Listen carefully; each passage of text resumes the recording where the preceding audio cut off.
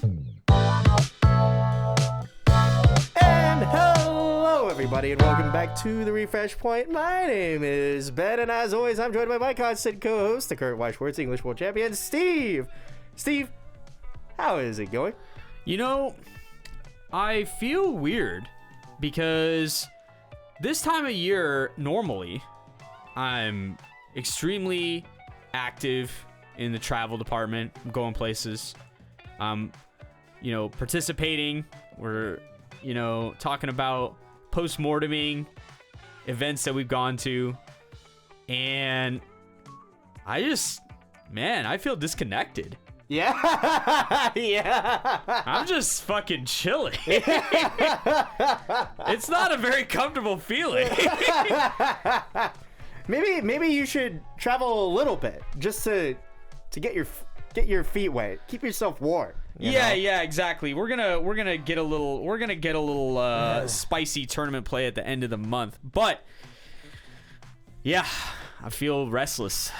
Well, you'll have Houston, but before that, I went to BCS Duluth with a brand new top 8 Ayakashi Triangle mat. Woohoo! Let's go. They Well definitely done. picked a really good property for that. It couldn't have been Frieren or JoJo's Part 3 or JoJo's Part 6 or even Shana to some degree, or any other property that they're releasing this entire fall season. Anyways, Riaz left with his yearly Worlds invite, still doesn't have to pay for a flight, still doesn't have to think about anything. He's going to get there and fly right back out after Worlds. And Frieren is coming along to join the English crowd. We'll talk about all that and remind you all of what some of the review Starlight cards do as soon as you shuffle your decks, tap or cut. We're gonna get right into the Refresh Point with some breaking news. BCS Duluth happened. Woohoo! Yeah, that's another another good top 8 for the Refresh Point boys. Tons of good finishes by real ones and Refresh Point supporters. So, if you would like to improve your Weiss Schwarz game, you should definitely think about subscribing and perhaps supporting the Refresh Point at our coffee at coffee.com/refreshpointws. And you too could improve at playing Weiss Schwarz. It's a proven fact. Legally non-binding. Anyways, it was a good time. Congratulations to Riaz, to Pop McCabe, and also to the player Olive Garden, who played the 8-bar Spycross family in third to get the World's qualification, a Georgia local.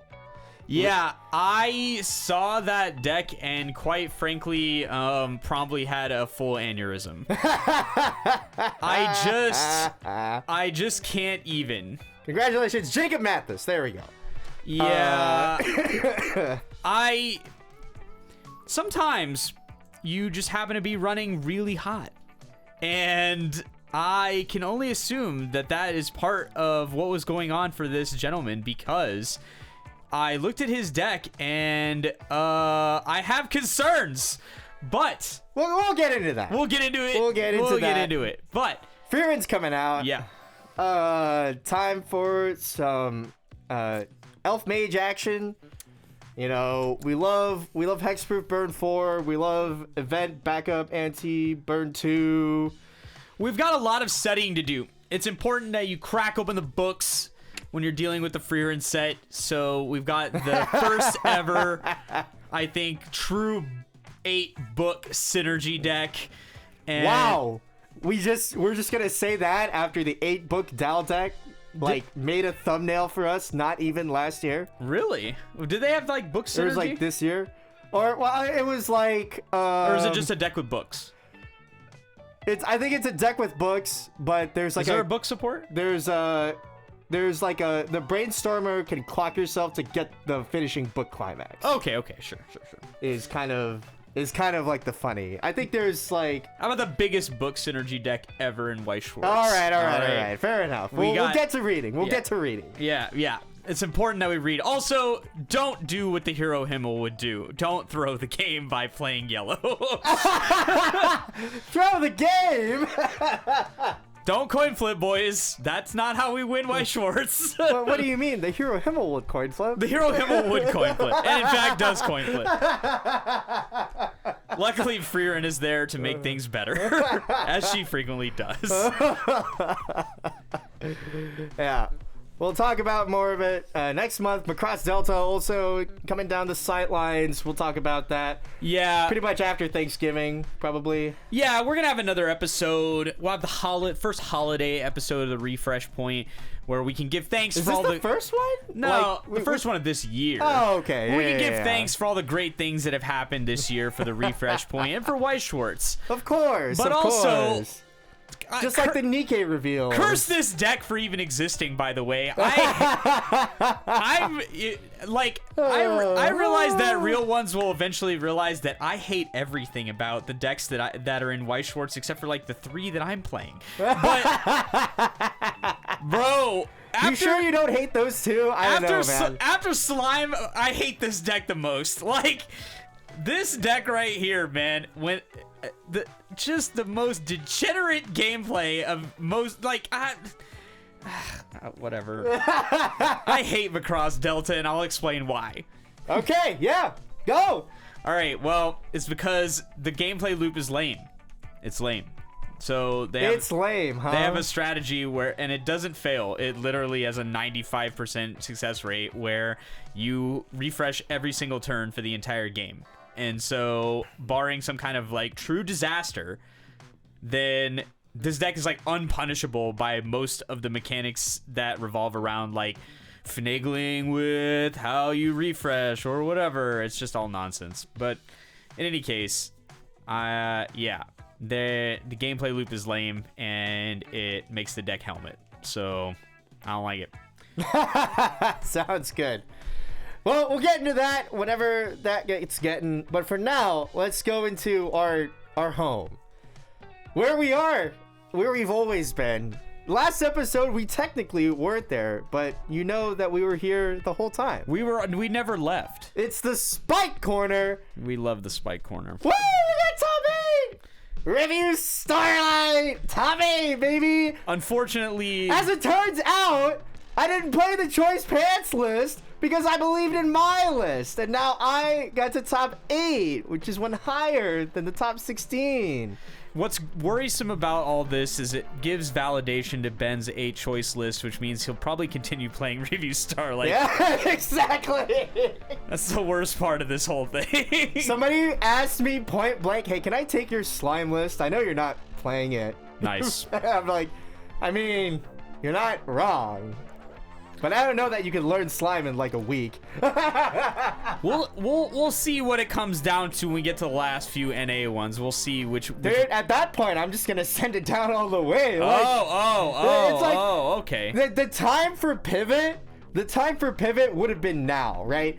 If I rocked up to Duluth, right? Yeah. Right? And I take this more optimized version of the list slightly, and like. It's like horrible, and I'm like realizing like, oh, it cannot play out of any situation. Then you would have pivoted after this event. Yeah, like Houston would be the pivot. Yeah. And you then got like 5 regionals to go. Exactly. Yeah. Yeah, but now I'm just like, no, we got to. Oh. Like we got tools. It's fringe real. reasonable. Yeah. Yeah. I think this is a great like talking point for the game. If you have a deck idea that nobody else really has, and this is kind of the case with the 8-bar spy deck too. If you have a deck idea that is not popular, but you are playing it against meta decks that are popular, and the game feels reasonable, and if you've been playing this game for a long time, you will know when things feel reasonable and when they don't. And so if you're actually honest with yourself, and you think that it's reasonable, send that shit. Like, send that shit. At the very least, you'll believe in your deck, and you will. Dude, I don't even know that guy believed. I think he was literally like. No, I think he was No, he was memeing. He was memeing, yeah. And he just happened to stumble into it. But like through a combination of like very good play and running extremely hot. Like we'll talk about the deck list like in particular, but this deck, man, is psychotic. I looked at it immediately after because we had a guy in our local who attempted a very similar build, and it felt psychotic then. Yeah, and yeah, like for nothing, sure. it was, and I was like, there must be something different about this deck. Nope, it's the exact same build, pretty much almost card for card. And I was like, ain't no way this is right. Ain't no way. But I guess I'll go fuck myself because, like, I mean, I'll see you at Worlds, buddy. Like, yeah, true. Good true. for you. I'm glad, but yeah, it's a psychotic deck. Yeah. So, for all 47 plus Review fans out there, and everybody that's in the Review deck building Discord server, which now exists. I can only take credit. I can't do anything but take credit for its existence. Yeah. I summoned it. You really did, and for all the Review gamers out there, let's talk about my top 8 run, because I did go undefeated in Swiss, not for nothing. I was the 7-0 at the end, which is pretty fun. Yeah. And the run was not like all memeless, right? You know, people can get accusatory a little bit sometimes. They're like, but who did you really fight? You know who I fucking fought all day? I fucking had to fight all these goddamn 7 Deadly Sins players, alright? It was mostly meta. It was like, there was one extremely non-meta list, and one extremely, like, mid-tier list that you might say, yeah, that's pretty mid-tier.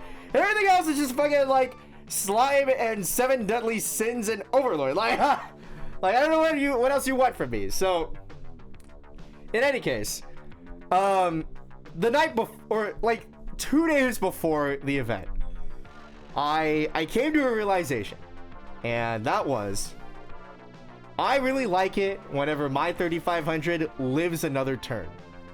It's actually really cool when it does that. As it turns out, a card in the board is a card left in the hand.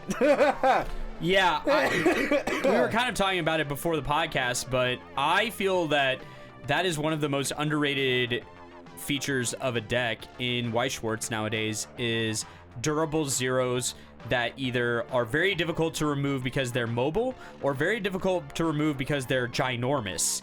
And if your character's 4K, it's basically bomb or else. And in a lot of situations, they won't have it, or if they do have it, it still clears a lane for your next attacker, which is a net win, in my opinion. So yeah, and it was kind of funny because I pulled up a thread in the Review deck builder cord, and I was like, do we think this lives more often than a 3-5? And somebody basically chimed in, and he was like, well, I mean, you know, you could have like better utility slots here and there, and like the 3500's like a better on average beater to have because, you know, it denies on death effects and so on and so forth. And I was like, okay. The question is not, is this card like a better utility on average? I want to know if we think 4K lives more often than not than a 3500 enough that I would just say, I'm just gonna play the 4K. And as it turns out, unless you're playing Slime, it's pretty easy to keep a 4K on board. Yeah, I think there are a number of bombs in the format that can remove it, but again, you have to have it, and it's even bombing it doesn't, like I said, I think it's a net win for the 4K player. So yeah, whatever, send it. It's real funny, and the funniest part was I couldn't fucking source this card before the tournament. I was like reaching out and around because I realized this is a set 1 rare. Nice. And so you didn't buy set 1. Yeah, I didn't have that shit. I wasn't playing the game during set 1 release. No. So yeah, somebody had 1 copy, and what happened was I left my apartment at 2 p.m. Friday. We ended up getting to our fucking hotel 1 a.m. Saturday fucking morning before the tournament. Yeah, I heard there was travel issues. And I'm just like, fuck it. I'm cutting a healer and I'm slamming this one 4K copy. It'll be funny. Maybe I'll see it once. Alright. This card has now won me 3 of the Swiss games.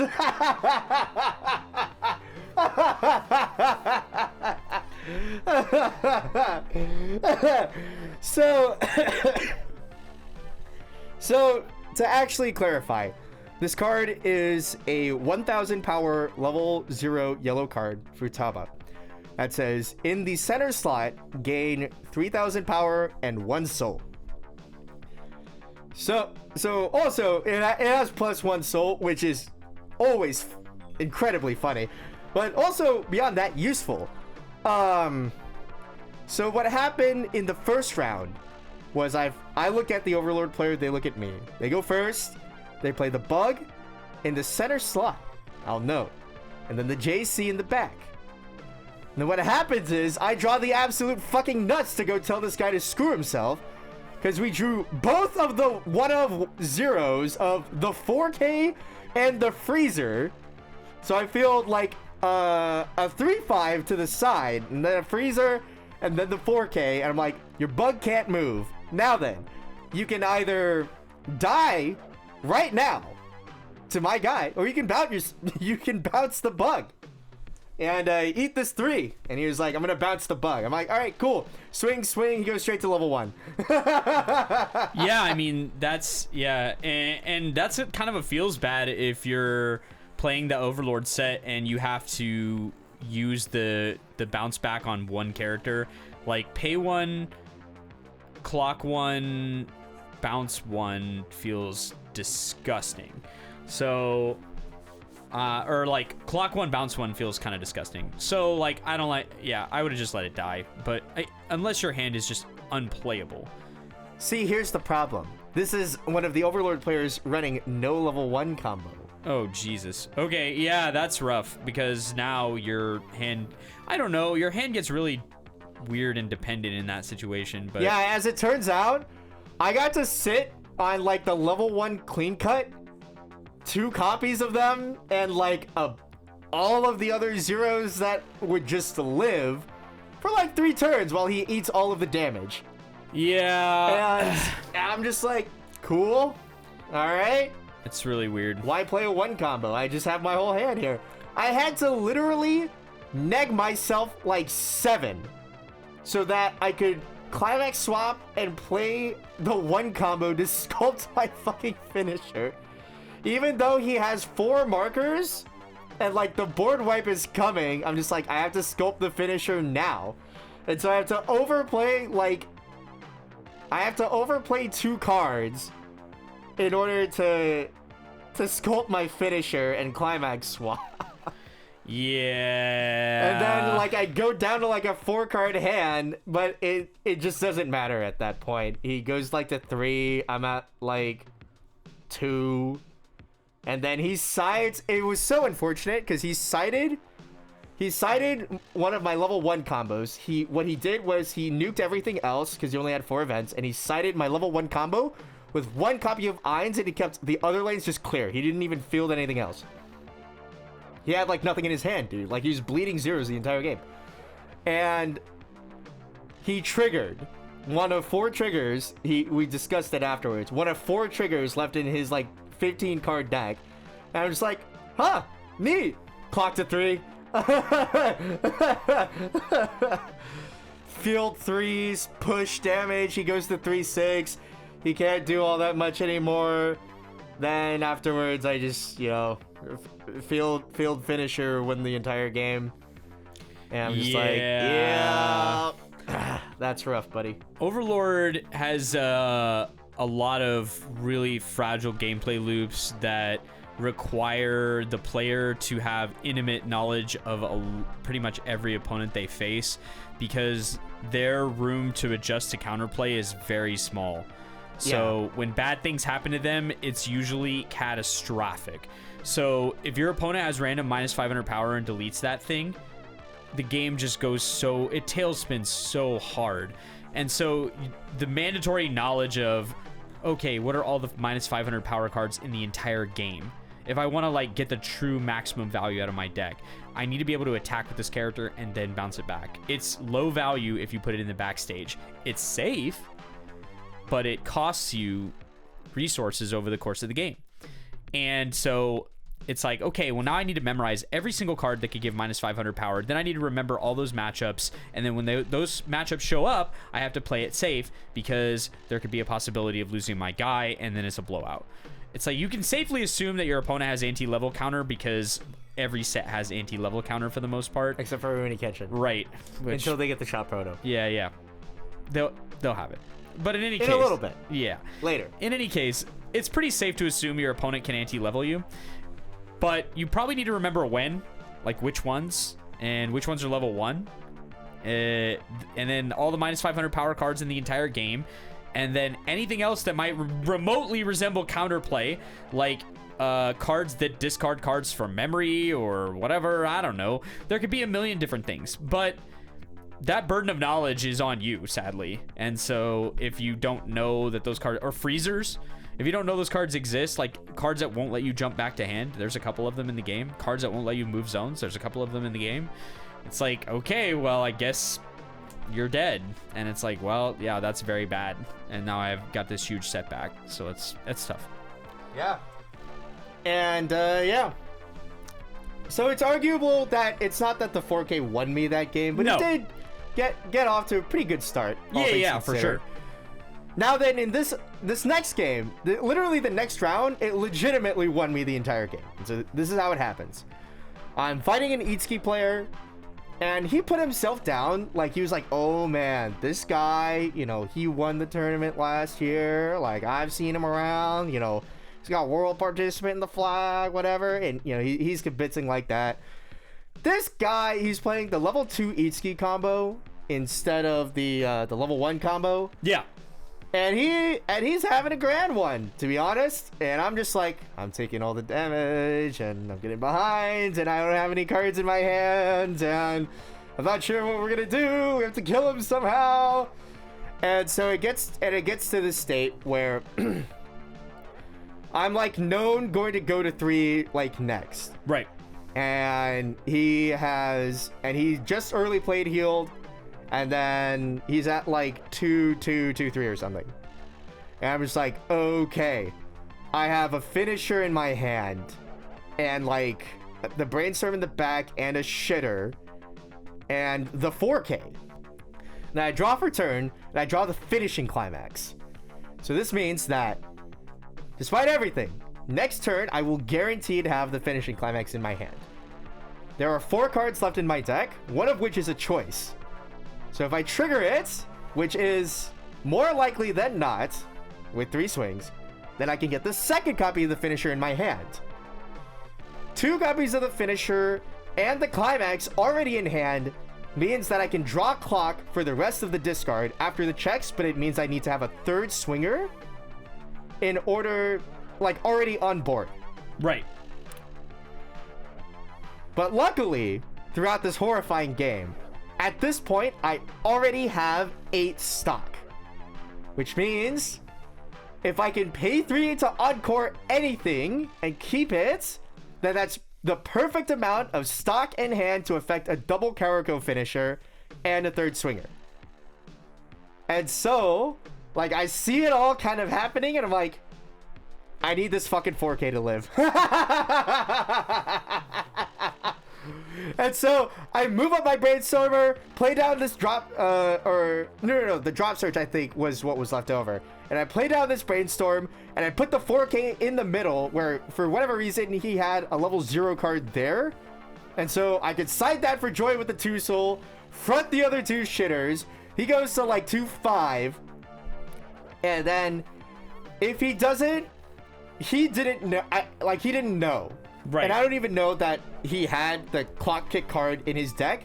If he had clock kicked that 0, I would have been omega fucked. Like, right. like I would have lost the game instantly. But he didn't. He plays an early play healer, and crucially, he double triggers. And I'm like, you double triggered, eh? After you're already out like 2? I see. Pay 3 encore the 4K 2 soul. Go to the next deck. Draw, clock, doesn't matter. Check, doesn't matter. Just add a card. Feel the double finisher. Slam the burns down. And swing. And the fucking 4K 2 soul, because it's a 2 soul base, can swing for the final lethal 3 after all of the other cancels to kill him. That's crazy. That's a crazy finish. It's the nature of Weiss in these type of events. Whoa. Where like they just, I don't know. Yeah, you get to see every dramatic finish will happen in these type of events. So, if we round out the top 16 for this event, this is much more representative of the type of meta that I was considering would be part of the game with this season. So we had 130 players. So our top 16 has 1, 2, 3, 4, 5 slimes. Yep. And 1, 2, 3, 4, 5 SDS decks. This is the meta. Woo-hoo! SDS and slime representing most of the top 16, rounded out by the other usual suspects that come in a top 16 in Weiss nowadays, plus review Starlight. So we have Bochi Dorbar. We have we have Quince Ichika, which is probably the best finish for Ichika in a while. We have Hololive Psycho build with Watame, Suisse, and 1 Marine. Hey, he beat me, dude. Or 1 Suisse and then Marine. It was good enough. Yeah. It's just, I guess, highly ambitious. That's what we'll call it. And then, of course, we have the champion deck, Shakugan no Shana, which we predicted after the Dengeki release, we would become a much more dangerous deck. We just didn't know how much. Now we know how much. So yeah, it turns out Riaz could pilot it and win. Yes. So crazy. If you are interested in understanding how the Shana deck works or why it won, feel free to look at the Ancestor of Weiss YouTube channel, where Riaz will break it down for you right before he beats everyone with it. He literally released a video a week before the deck was played to first place. So if you own Shakugan no Shana, great news. Your news. Deck is in extremely high demand. Now is your peak cash out point is now. If you would like to make money from your Shana cards instead of playing them, now is the time. You can charge whatever you like at this point. But this deck is essentially a deck that asks a question. And so the question is, can you deal with my anti-burn card? So we have this 1/1 backstage anti-burn character. It requires 3 characters on stage, himself and 2 others, and you cannot deal auto damage. So if you cannot answer this card, you are basically stuck vanillaing the deck to death, which is difficult. And the rest of the deck is healing down and durability and your new finisher. And a new finisher, which is pitch 2 to burn 4, and if we it's discussed canceled, this last time. Yeah. And as it turns out, it's still pretty good. Yeah, in a lot of games, it feels like you don't have to do too much to win. You just kind of need to escort the game to that point, because your opponent frequently has to waste a lot of resources managing Yuji, which is the anti-burn character. So there's not a whole lot of decks kicking around in the meta that have really, really strong answers to Yuji. Double bounce is the best answer, but there's not very many sets that have it. Downgrade / Cart Titan is probably the next best answer. Well, Cart Titan only targets center stage. Or bounce 1, but yeah.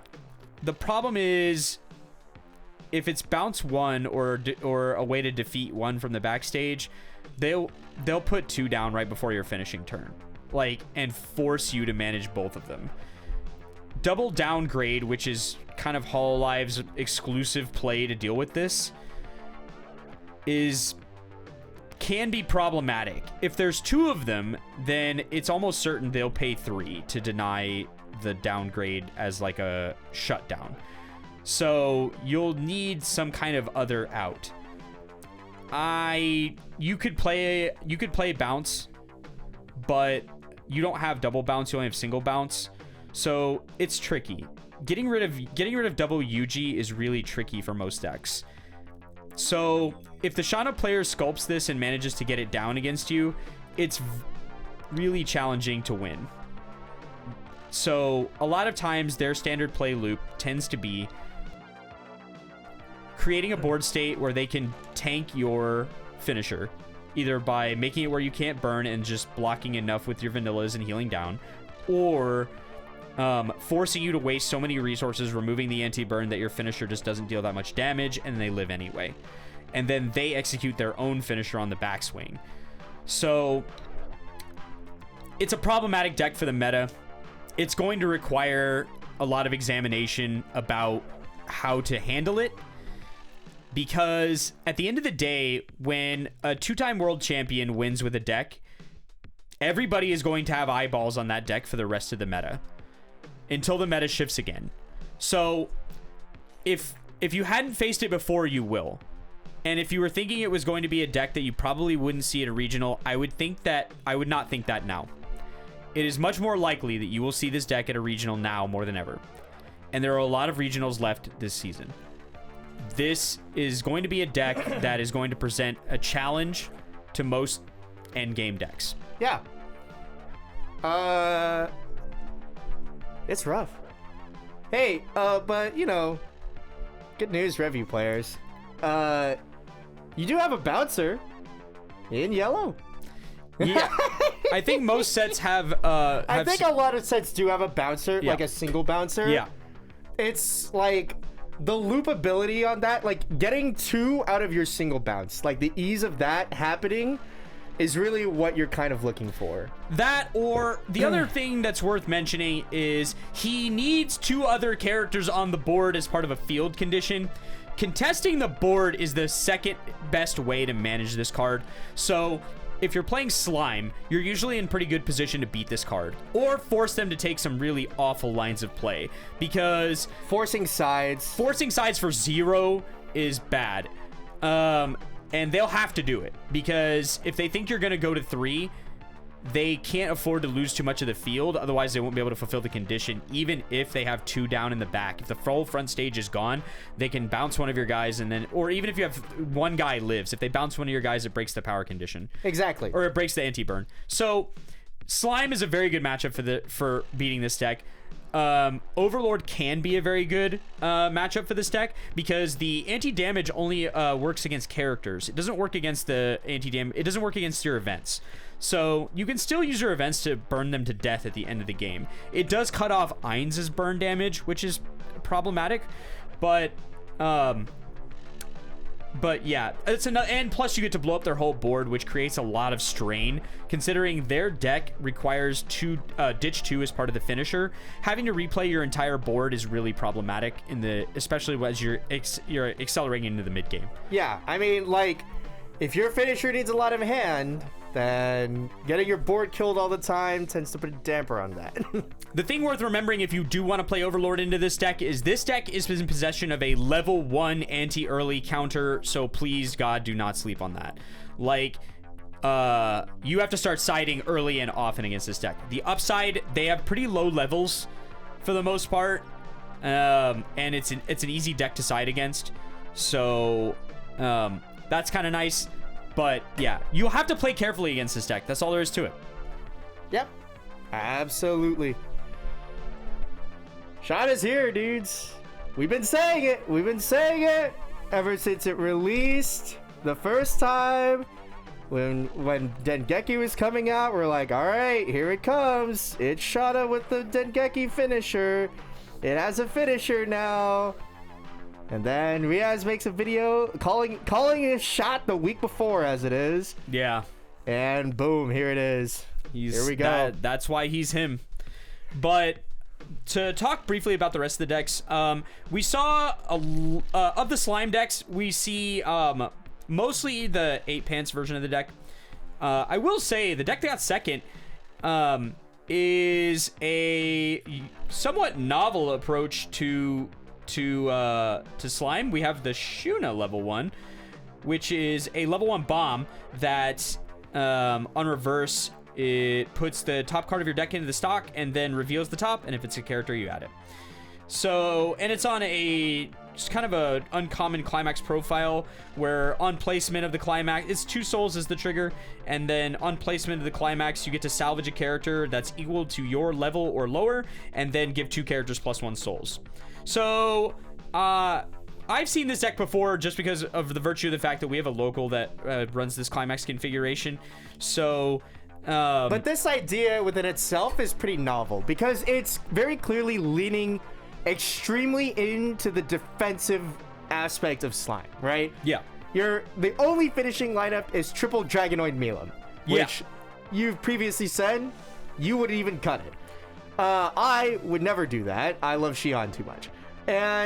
But it implies in general that the game plan, especially with 3 masks and 2 of the mask bonder, that you are trying to heavy compress. You want to block. You have 2 early play healers. You know, we're going to block down, we're going to heal down, and then when you are 3-3, this game is going to end. Yeah, it's a very unique approach. It's leaning heavily into the most cursed part of Weiss, which is trying to compress and block. But it did a great job. The anti-magic mask is a nice adaptation. It works well in this sort of configuration, but the other slime deck is the Milim deck. So we kind of talked about Milim on a previous episode, and how Milim is pretty good into STS in particular, and some of the other, and 8 Pants deck, and some of the other decks that are kicking around in the meta that are using level 0 combos from the backstage. So nice to see that that deck did very well. So, you know, it's the standard combination of finishers where we get like some splash of all the types of finishers.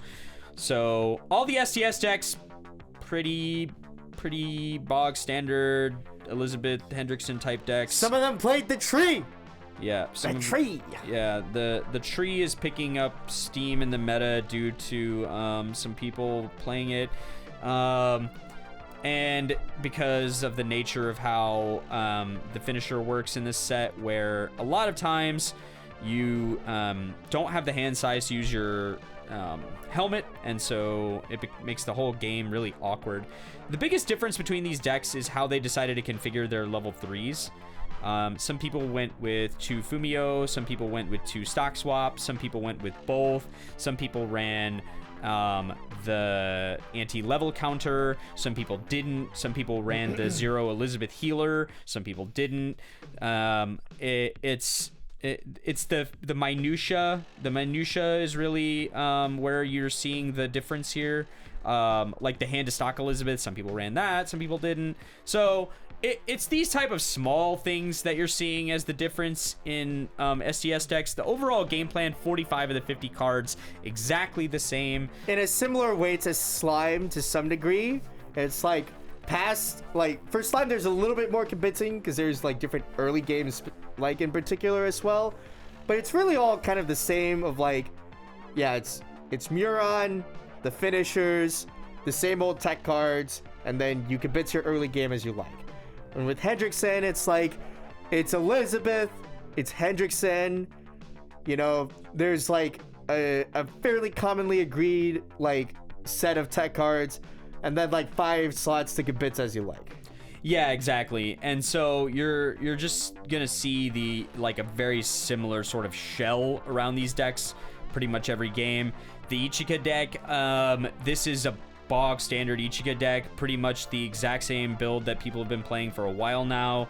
We're talking about 12 level 3s, the 4-3-1 climax configuration, heavy reliance on early play, heavy reliance on this event to like keep the board nice and stable. Has very good matchups across the board in the meta. I think that this deck, if piloted correctly, has all the potential in the world to do well. This is another deck that can do well into a lot of different things because of the event. The event lets you bounce. So this is another way to deal with Shana. So if you get the level 3 mill off the event, you can bounce one of your opponent's characters. So bouncing your opponent's anti-burn characters can get you some traction in the end game. And this deck can do it for free. It's kind of like the good timing for it, right? It's like you want to salvage your 3 at the end game, and then you bounce like the UG at the same time. It's like, oh, it all kind of fits if you win the Gamba, as it is. Yeah, exactly. But you gotta, and it also, Slime doesn't like this deck very much because it can remove Shuna and then consequently like clear the board with level 3s. So I think the deck's well placed in the meta. Its biggest problem before was its level 1 situation was kind of suspect, but level 1 power is kind of at an all-time low. So I think that this deck has a lot of legs in the meta. Yeah, absolutely. And we can talk about it some more. It's Olive Garden's deck. Yeah. When you're here, you're family. Yeah, so as it is. That's a good sign that I can tell this person is not young, because if you're referencing an Olive Garden marketing campaign from when I was younger, that's not a good sign. So, for those of you that may not be familiar with SpyX Family or may not be familiar with the 8-bar deck, it revolves around in a 3-5 event. The event allows you to take one of each of the 3 family finishers and put them on the stage. Lloyd, which is, for your reminder, burn 3. If the burn 3 cancels, burn 1, and then you swing. Pay 2 for that effect. The Yor, which is on attack, pay 1, burn 4. And the Anya, which is pay 1, ditch 1, Mocha 3. And heal. So, also, this event says that one of the bar climaxes is now all their climaxes together, so that it's treated as that. So the event's not optional. You have to do it. So we need the event, the bar, we need all 3 finishers, and then the resources to actually jam this thing. So another card. Yeah, and 7 stock total going into it. Right, because we need 5, and then 1, and then 1, and then 2. So, how are we going to do this? All right. There's an event bonder. Thank the Lord. So, there's a 0/0 that will ditch to get the event. And then it can also, on attack, ditch a card to bounce one of your other Berlint characters. So, really nice card overall. Gives you some nice synergy, keeps some pieces alive that would probably die on the cross, like your level 1 combo, for example. Yeah, good kind of like mid-game synergy in a sense. When you trigger a bar, you want to get rid of it, you just discard it, get a piece back. Yeah, exactly. We have the Full Metal Lady Sylvia in a 4 of. We're not ditching pants. This thing is here to build 2 stock cards. That is its role in the set, and for paying out questionable blind stocks. That is why this card is here. So, I like it. There's nothing. The Full Metal Lady turn 1 is the best possible turn 1. You get 2 stock from 1 character. If you get pushed to level 1, you have 2 stock to work with in order to like make things happen. And so and you can Ricky and then brainstorm and then figure your shit out. Like, I like this card a lot. Everybody else does too. It's not a unique mechanism. Speaking of random minus power cards that'll fuck you over if you're playing Overlord, there's a Yor here that gives minus 3,000 power to a center stage character. So, yeah, remember that is a thing that can happen to you. And also, whenever damage dealt by the card is canceled, so whenever, they can send it to stock, which is yet another piece of stock generation. This will be a theme as we go through the deck. The rest of the 0 game looks really familiar. It's the TD Yors, the Yor Ricky, the Brainstorm Anya, and then the Anya that pitches to the Climax Swapper that can bond the Karate event, which they're not running. And then we have a one of the Anya that is the saver. You ditch it to save one of your reverse characters. So that's kind of nice for recombo ability. We have Bar as our level 1 combo. You didn't even mention the coolest part yet. It's running both of the early game bar combos. You know, Yes. in previous kind of like explorations that you might see, I feel like you would tend to see people pick one or the other, right? Like either I'm gonna run the level 1 Yor combo, or I'm gonna run the level 2 Anya combo. Yeah. And this guy says both.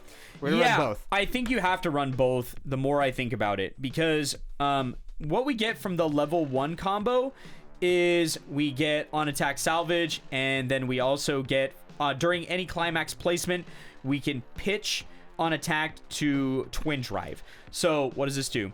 Obviously, we're playing 8 bar. We can ditch bars to twin drive.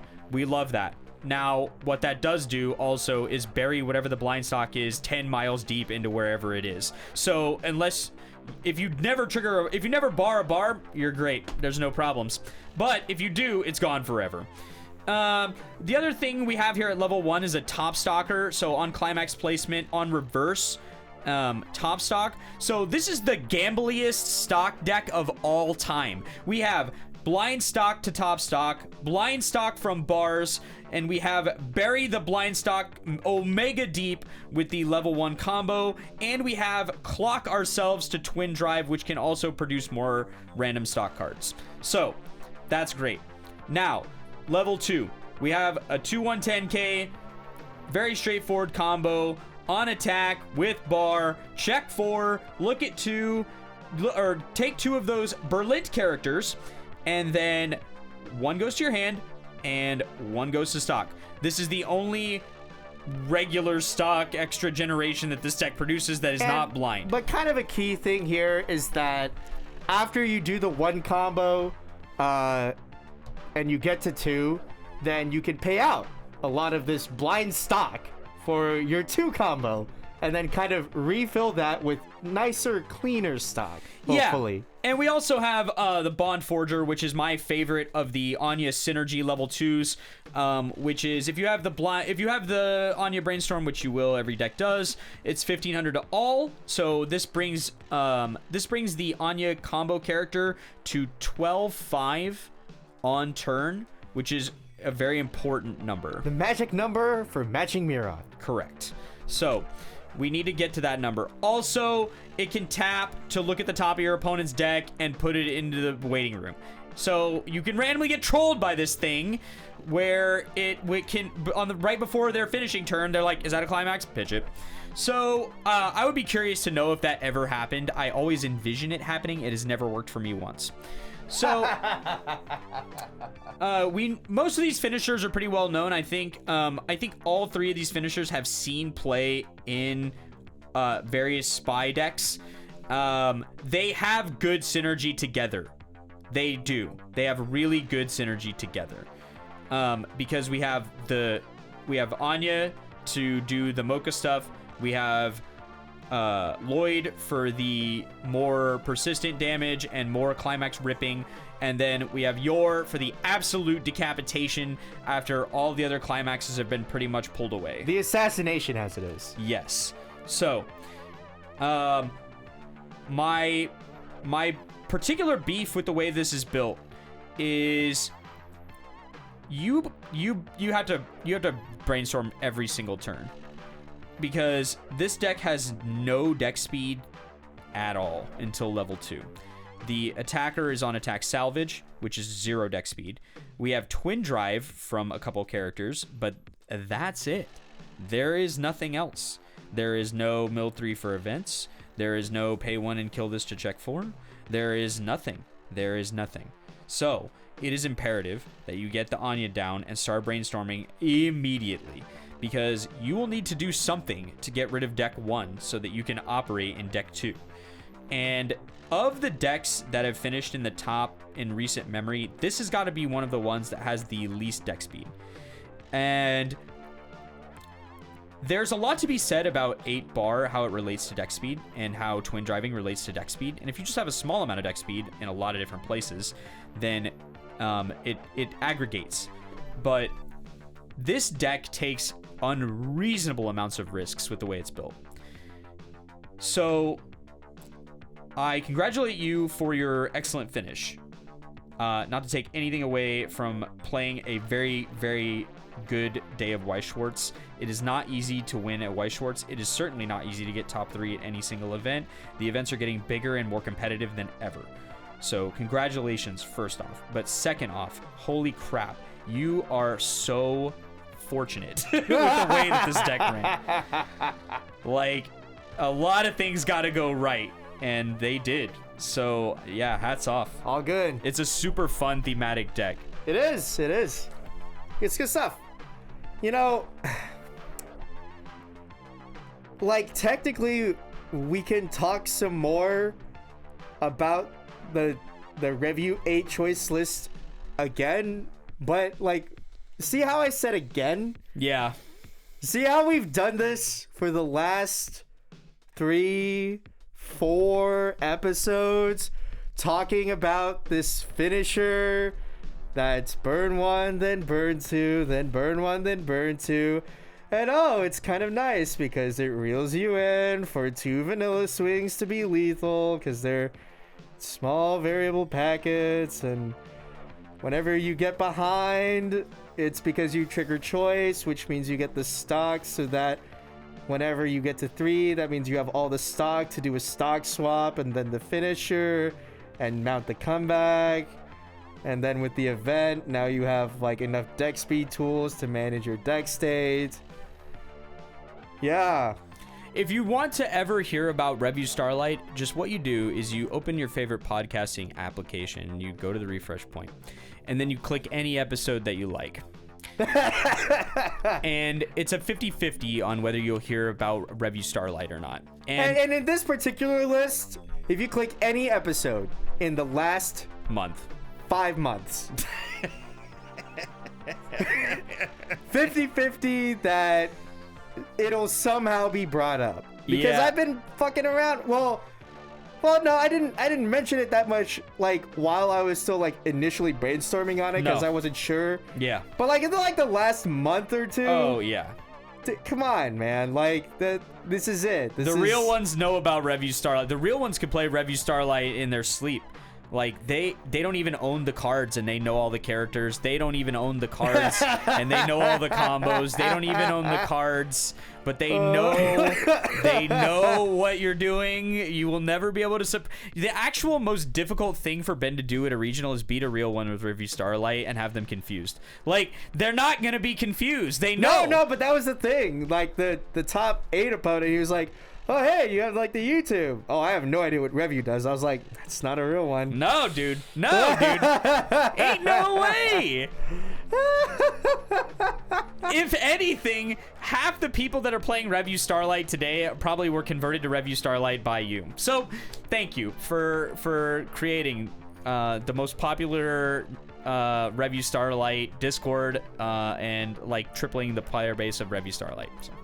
Yeah. I will say, so the top 8 match was basically like, it was the Watame Suisse Marian list, and he got kind of ahead early. I was like not blocking at all, and so I'm like, okay, got him out of comeback. We did open with the stock swap just in my hand, so we just grip that. That's gonna come in real useful soon. But then it just kept spiraling, and then there was like a double trigger turn where it's just like, okay, well, I do have to take the stock, which means I do have 9 stock, but now we double triggered, so I guess we're out of time. And so it basically came down to, he's super ahead, he just like played double early play and even paid down, so the stock swap is less effective, and so it's like going for 7 of 9 with 3 climaxes in, snipes only 2 out of the 3, and it's enough blocking after that. So is what it is sometimes, is what it is. Yeah, I mean, a lot of times the end of a Weiss Schwarz game is deciding whether to push all of your chips into the center and say, okay, I'm going. Yeah, I mean, and if it works, then I get everything. But yeah. See, like, the 8 choice list is funny like that because you'll get told when it's time to push the chips in really quickly. Yeah.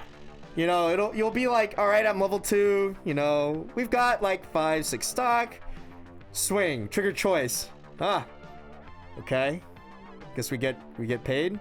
Swing clean. Swing trigger choice. All right. Well, now we have 10 stock, and now we have to pray really, really, really hard that we do not die from whatever happens next, and they become uncompressed enough for me to kill this guy.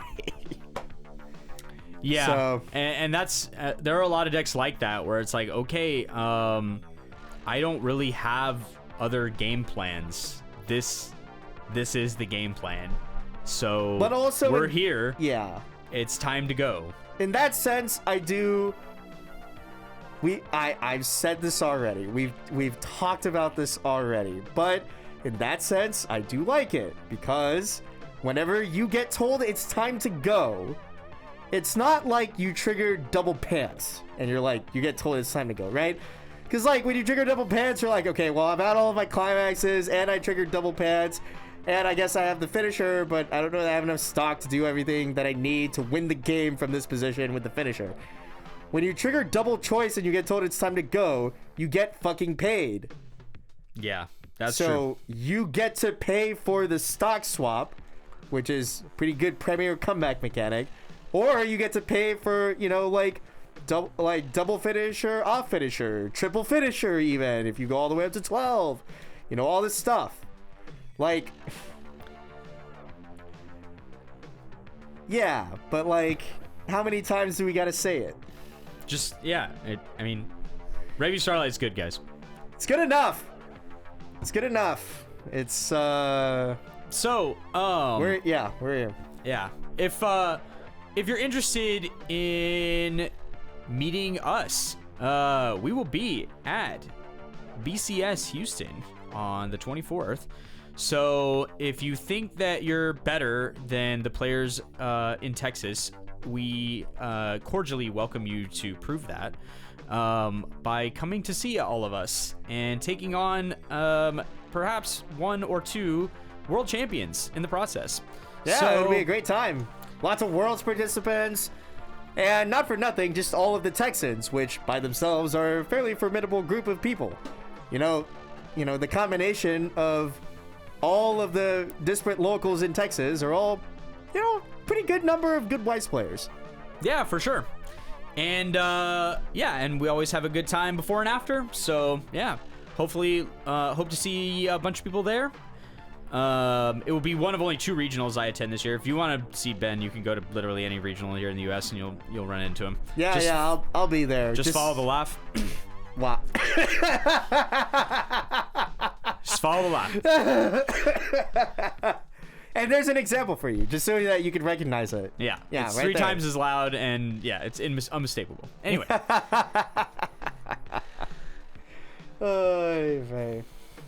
Yeah.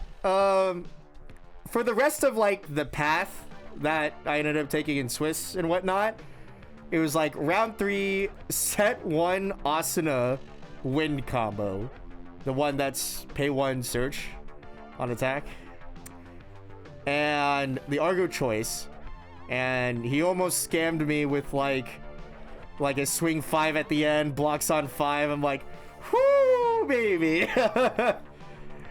Thank goodness. 8-win Dal, where we had like a kind of even enough early game. I sculpt an anti-change counter. He side attacks me 3 times. He does not trigger wind to turn off my anti-change condition. I gain resource. He side attacks 3 times without triggering wind. I gain resource. He side attacks 3 more times without triggering wind. And I'm just like, I could triple finisher this guy. However, I can be normal. He has 6 stock and 2 climaxes and 5 cards in deck. It's time. The Vessel of the Gods that reflects infinity, Maya Tendo. Yeah. And stock swap. Round 5 was SDS into Anthony from Iron City Games. Number 1, I got some scam blocks at 1. where I'm like 3 and like 15, 20-ish. Double block. I'm just like, that's not good for him. Guess I get bailed out. But it's real sick for me. Yeah. And then I get to double finisher and the 4K2 soul.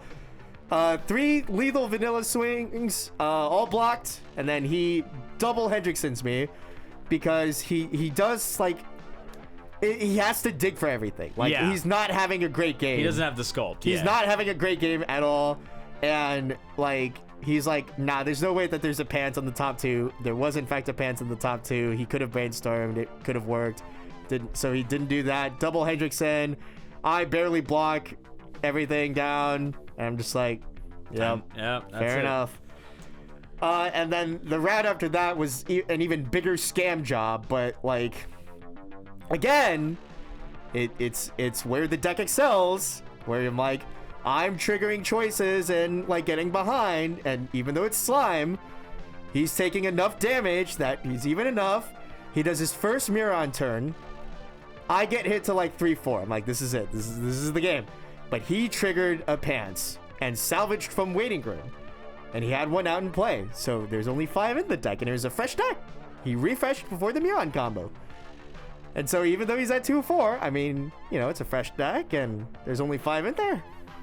And so he dies on the spot. Crazy. And I'm just like, yep. Good old double Caraco. Enough damage to win games. For sure. Round 7 into Billy, known supporter of the podcast. We were both the undefeateds by the end of Swiss. And he went into his first Stock Soul, double Lost Vein field combo. Triple trigger climaxes even with Lost Vein, and mill out one with a Stock Soul combo. So okay. That does not end well. No. And then finally, the last game we didn't go over in top 16 versus Bryan from Strictly Broken over TCG fame. I block early, then I refresh the deck and I triple block. And he's eating basically all the damage. But then it becomes like I trigger on my last turn as well. And I'm out 6 on a fresh deck 2. And he's at level 3. And so I'm like, rightfully, Triple Hendrickson should decapitate me. And then he even snipes one off the first burn. 1 of 2 in like this deck with the first burn. And I'm like, guess I'm dead. We tried, gamers. But crucially, what happens here, I get this second block on either a swing or a burn 4, and his second swing triggers. The trigger mills out the last 4 cards of the deck while I'm at 2-6, meaning I get to compress 10 clean cards away from my new deck refresh of 6 climaxes when I already had 8 or 10 stock. So yeah, so we have a fringe reasonable compression. It was pretty reasonable compression. I had like a full hand too. So it's like, full stock, full clog. Like, it's like 1 in 4. Yeah. So it's as good as it's gonna get for 6 climaxes. third Hendrickson gets blocked down. And I'm just like, well, I guess you're dead. I guess you're dead. But yeah. And so you might argue that, like, if you're a hater, you might argue that, like, hey, Ben, it sounds like you just scammed a lot of, like, regular, like, meta decks. And to that I say, yeah, scams happen, but I've played it enough and won enough regular games too, where it feels like it's good enough. Yeah, exactly. I mean, things need to go right for you to win at events. I don't know what to say. That's just the truth. So. But yeah. So after like the whole travel debacle, I was very happy to be positive at the end of round 4. And I was much more happy to be undefeated at the end of round 7. So, all in all, good trip. Yeah, Good times. for sure. I'm proud of all the DFW guys. Everybody seemed to play Yeah. very well. So. Shout out to Andrew again. He made it to top cut. Unfortunately, dropped at 16 instead of top 8 this time. But, I mean, hey, You're all around it. the supporters of the refresh point, like Andrew Nguyen, you know, top 8 at Sacramento, top 16 at Duluth, like back to back. The real ones can get it. They can. And so that's our show for today. So tune in next time after your next tech out, and don't you forget to take the refresh point.